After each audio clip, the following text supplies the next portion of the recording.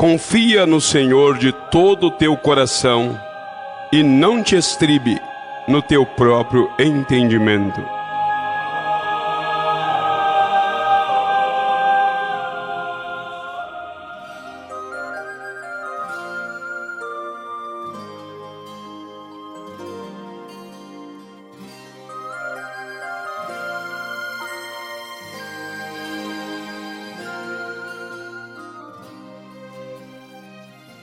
Nós vemos este tema, limpeza pela palavra de Deus.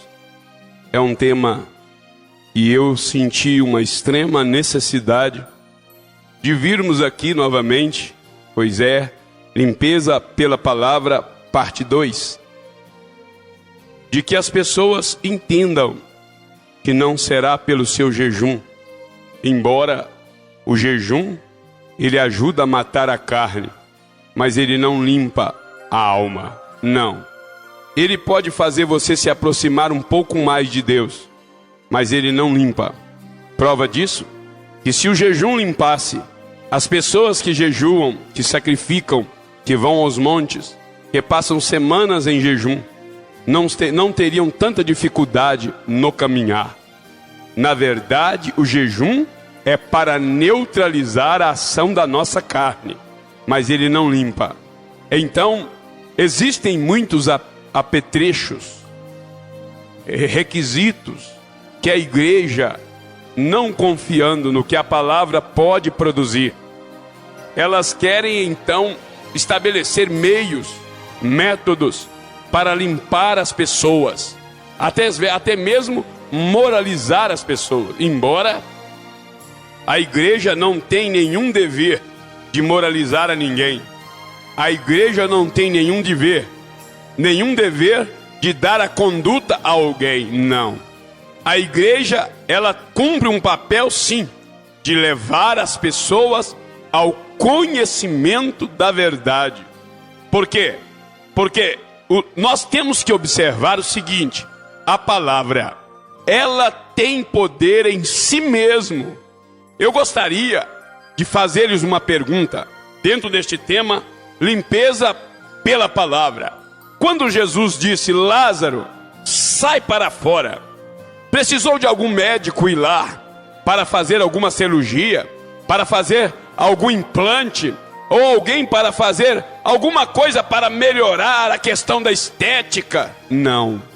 Quando Jesus, Lázaro, sai para fora, a palavra o trouxe para fora, sem nenhum artifício, sem nenhuma ajuda humana, porque a palavra tem poder para limpar as nossas vidas. E no livro de João, no capítulo 15, no versículo 3, Jesus disse assim: vós já estáis limpo pela palavra que tendes ouvido. E agora a questão é essa: como limpo Jesus? Ele disse que aqueles discípulos estavam limpos. E então, de repente, aparece um endemoniado ali em Mateus 17, e eles não conseguem expulsar.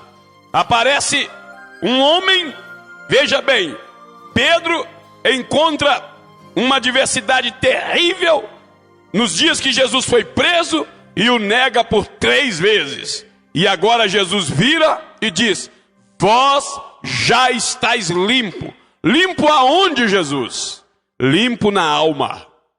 Eu devo dizer a vocês que nós somos tricotônomos, isto é, nós trazemos 3 partes formando uma personalidade.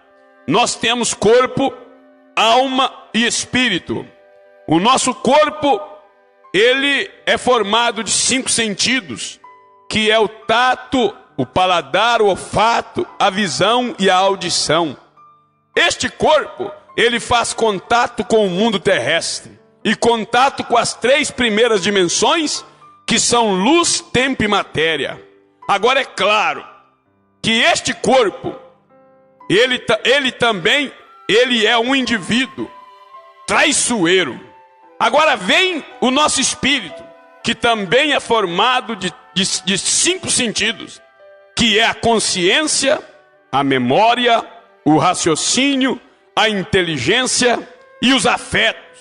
Veja bem, estas 5 coisas, elas formam o nosso espírito, que é a nossa personalidade. Porém, a nossa alma, ela tem apenas uma coisa: ou ela carrega a incredulidade, que é a dúvida, ou ela carrega a fé, que é perfeita na palavra de Deus. Pois uma dessas coisas está dentro de você. Você que está me ouvindo agora, nesta mensagem com o tema limpeza pela palavra, ou dentro de você há uma fé genuína no que Deus falou em sua palavra, ou você é um incrédulo, vestido de ovelha, frequentador de igreja, mas cheio de iniquidade.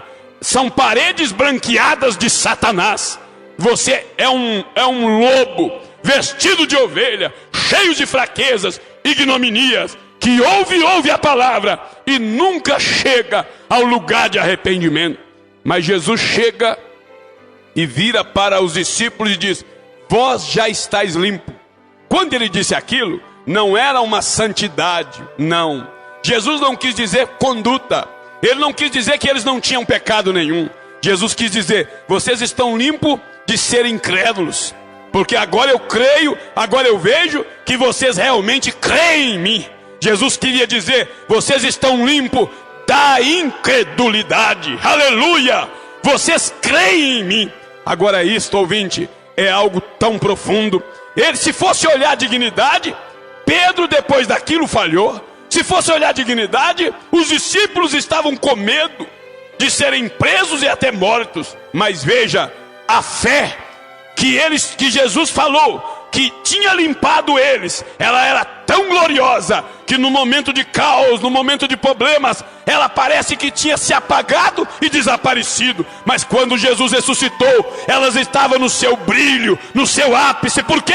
Porque ela estava ali ainda, embora os problemas, as catástrofes, embora as notícias eram ruins, a morte de Jesus causou impacto, mas a fé, ela estava ali, estava abafada por tantos grilos, pelos rugidos dos leões, pelos perigos, mas ela estava ali. A prova disto foi quando Jesus ressuscitou. Eles ainda continuavam crendo e poderiam cantar o hino: porque ele vive, posso crer no amanhã. Aleluia, glória a Deus. Agora, é bom que eu diga, Jesus disse assim: vós estáis limpo pela palavra que tendes ouvido.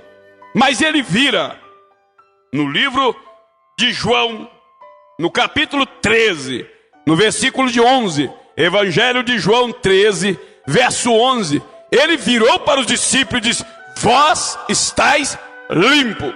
E eu acabei de dizer, não limpo da questão da conduta, não limpo na questão da moral, mas limpo da incredulidade, porque a palavra nos limpa, veja bem, da carnalidade, que é a concupiscência, da intelectualidade, que é o conceito elevado de pensar que nós sabemos sobre Deus, e também da incredulidade. Agora no Evangelho de João, capítulo 13, verso 11, você vai perceber, João 13, verso 11, Jesus vira para os discípulos. Ouça isso aqui, ouvinte, eu espero que isto possa ajudar a todos vós. Porque bem sabia ele quem o havia de trair. Por isso disse: nem todo estáis limpo.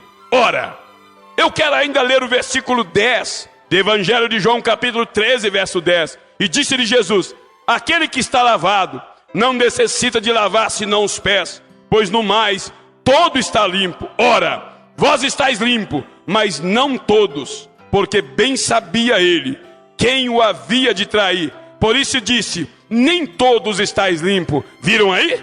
A palavra, no ministério de Jesus, durante 3 anos e meio, limpou os 11, mas não limpou o 12º, que era Judas Iscariote.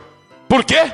Porque aquela palavra não conseguia tirar dele a incredulidade, o desejo pelas coisas do mundo. Ele era um ladrão, ele era o tesoureiro da igreja. Ele não conseguia tirar os olhos, veja, das coisas do mundo. Ele gostava de segurar a sacola de dinheiro. Ele era um ladrão, e isto lhe produzia incredulidade. Veja bem, E a palavra não deu conta de tirar aquele desejo de ficar rico. A palavra não teve desejo, não teve poder de tirar da vida de Judas aquele desejo de estar em melhor condição. A palavra não conseguiu trazer uma limpeza naquele homem. A pergunta é: por quê?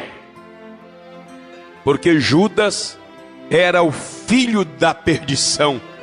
E se você tem ouvido a palavra, e a palavra não causa mudança em sua vida, é porque você não é o filho da prosperidade, você não é o filho eletivo, você não é o escolhido, você é o filho da perdição. Então Jesus vira e diz: nem todos estáis limpos, porque bem sabia ele o que o havia de trair. E são pessoas. Judas, ele viu os mesmos sinais. Judas viu Jesus andando em cima das águas. Judas viu Lázaro sair do túmulo. Judas viu leprosos serem limpos. Judas viu cegos enxergar. Judas viu paralíticos andar. Judas viu os mesmos sinais. Mas não só isso, Judas ouviu o mesmo Jesus que os apóstolos ouviram, que os discípulos ouviram. E a palavra não mudou a sua vida. E a pergunta é: por quê? Porque Judas era uma estrela errante. Judas, o anjo de Judas, tinha sido chutado do céu.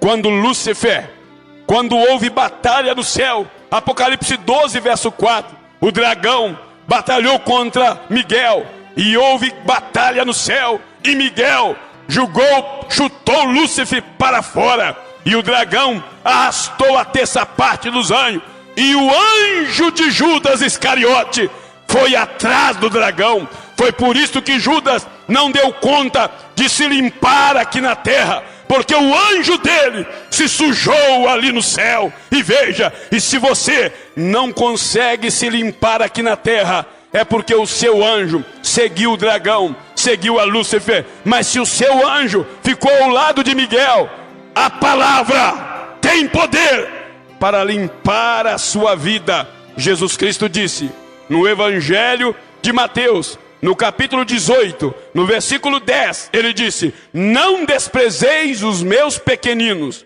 porque os seus anjos veem a face do meu Pai que está no céu. Veja, então, se você tem um anjo que está vendo a face do nosso Pai que está no céu, eu quero dizer uma coisa: você vai desejar santidade aqui na terra. Você vai querer saber o que é verdade e o que é mentira. Você não vai querer ser enganado. Não é qualquer evangelho para você que serve. Não é qualquer liturgia. Não é qualquer igreja. Mas você quer provar e ver que o Senhor é bom. E bem-aventurado é o homem que nele confia. Mas se o seu anjo foi derrubado do céu, se o seu anjo foi expulso do céu, você não vai desejar a verdade aqui na terra, por falta de representação ali no céu. Nós vemos na segunda carta aos Coríntios, no capítulo 5, eu gostaria que vocês observassem esta escritura, pois ela é de suma necessidade. Ela nos ajudará a andarmos a um passo em direção a Deus, porque sabemos que se a nossa casa terrestre, deste tabernáculo, se desfizer, temos de Deus um edifício, uma casa, não feita por mãos, eterna no céu. Sabe o que é esta casa? Esta casa é a sua teofania, que é o seu anjo. Porque quando nós partimos, quando nós saímos deste mundo, então o nosso corpo volta para o pó, porque ele veio do pó. Ele volta para os elementos da terra, porque ele veio da terra. O nosso espírito, a nossa inteligência, o nosso raciocínio, a nossa consciência veio de Deus, volta para Deus. Porém a nossa alma, ela morou em um corpo, ela não pode ficar vagando. Então o que Deus preparou? Deus preparou um corpo angelical. E o que é este corpo angelical? É uma casa. E esta casa é o anjo que assiste à presença de Deus. E esta casa está esperando o quê? Esta alma sair deste corpo. Um corpo que deseja mulheres, um corpo que quer mentir, um corpo que quer pecar, um corpo que quer as coisas do mundo. Mas tem um corpo esperando nós ali. E que corpo é esse, pastor? É o seu corpo angelical. Quando esta alma deixar este corpo, temos uma casa, conforme 2 Coríntios, capítulo 1, eternas, não feita por mãos. Ela não foi criada dentro do útero de uma mulher, ela não foi feita pelo esperma e pelo óvulo, não, ela foi ordenada pelo poder da palavra falada. Ora, meus irmãos, isto é feijoada, isto pode adoecer você, isto pode fazer você passar mal, mas isto é assim, diz o Senhor. Aleluia, glória a Deus. Agora voltando no nosso tema, limpeza pela palavra. Nós vimos aqui na escritura de Evangelho de João, no capítulo 13, que a palavra não limpou a Judas, limpou a Pedro, limpou a João, limpou a Tiago, mas não limpou a Judas, mesmo ela sendo ministrada pelo verbo da vida, pelo mesmo ontem, hoje e eternamente, por Jesus Cristo. Ela não conseguiu tirar o espírito da ambição de Judas, ela não conseguiu tirar de Judas o fascínio pelas coisas do mundo. Dinheiro para Judas falava mais do que qualquer coisa, a ponto dele vender o seu próprio pastor por 30 moedas de prata. E quantos tem vendido veja bem, por um passeio nos motéis? Quantos tem vendido por os carnavais? Quantos tem vendido por política na igreja? Quantos tem vendido pelo nudismo, pela moda, pelo futebol? Quantos tem vendido por todas as coisas que são na verdade atrocidade contra a palavra? Porém, existe um povo que foi limpo pela palavra. E este povo está destinado a morar no céu. E eu gostaria, amados ouvintes, que você olhasse para cá e pudesse colocar sentido nessas últimas palavras, porque o nosso tempo não nos permite ir mais além, embora desejávamos, conforme está escrito em Provérbios, no capítulo 3, no versículo 5, nós lemos: não te estribe no teu próprio entendimento, confia em Deus. Ora, o que é isso?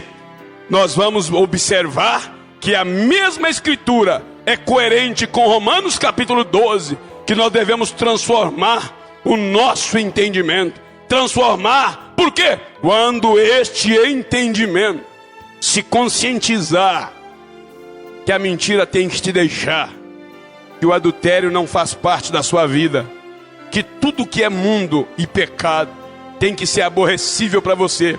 Quando este entendimento conscientizar que você precisa de ser uma nova criatura, este pecado que você carrega, ele tem que ser morto na sua alma, não na sua carne. Não tirar a saia, não tirar o esmalte da unha, não parar de cortar o cabelo. Isso tem que ser morto na sua alma, porque se ele começar do lado de fora, você vai ser um crente fabricado, você vai ser um crente produzido, você vai ser um crente maquiado.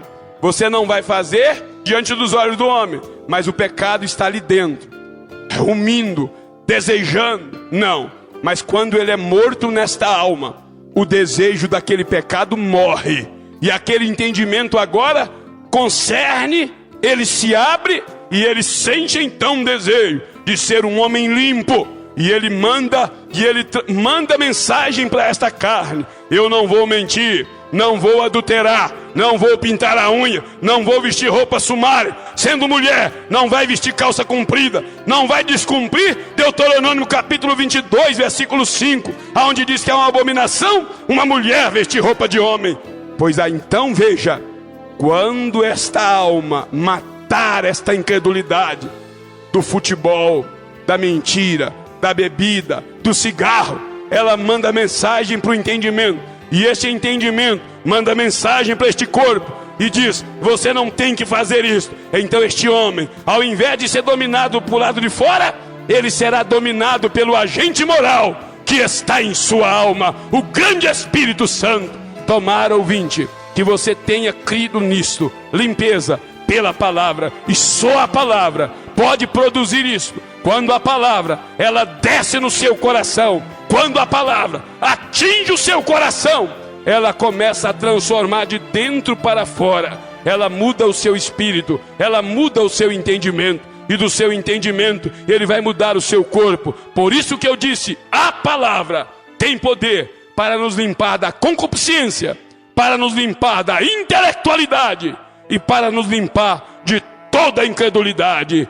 Grande Deus e eterno Pai, eu estou aqui agora terminando mais um programa com o tema Limpeza pela Palavra, parte 2.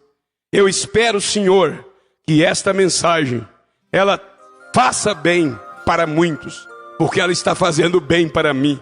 Eu sou um homem feliz, porque essas coisas mudaram a minha vida. Eu não estou apenas falando algo que eu não provei, pois eu tenho provado e visto que o Senhor é bom. E bem-aventurado é o homem que nele confia.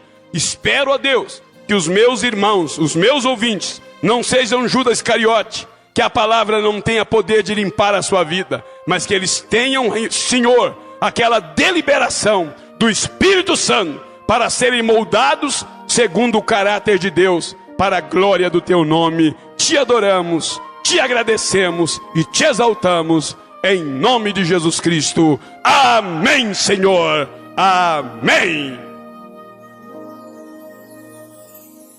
A tua palavra escondi,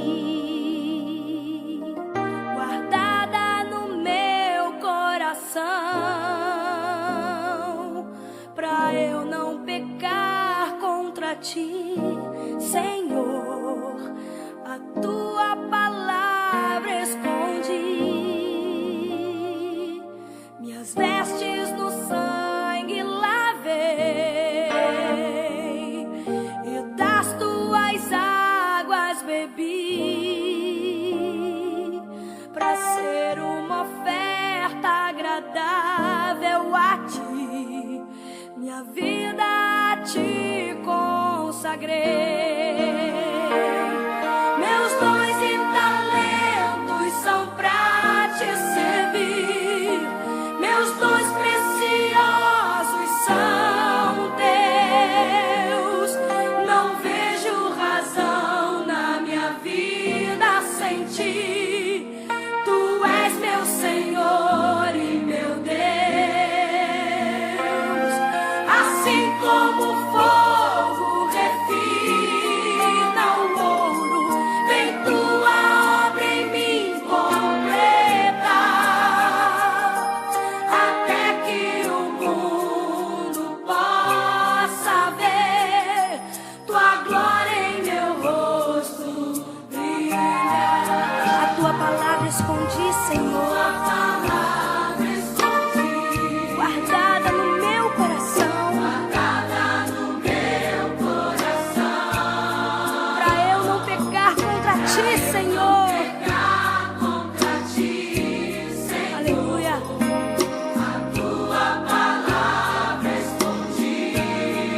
Minhas vestes no sangue lavei, e das tuas águas bebi, pra ser uma oferta agradável a ti.